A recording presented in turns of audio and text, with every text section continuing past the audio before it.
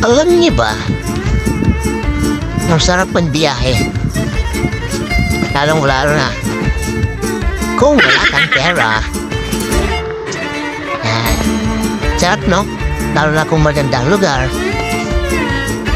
Sarap mag-travel sa mga lugar na magandang tanawin, magandang view.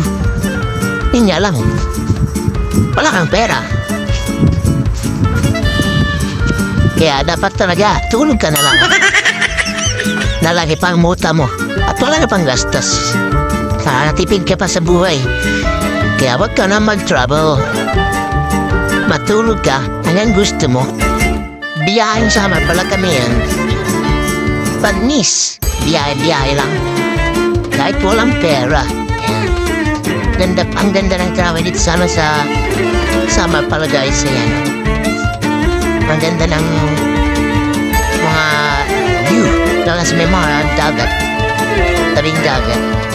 Super ganda. Kaya sana wala akong pera araw-araw para makapagbiyahe.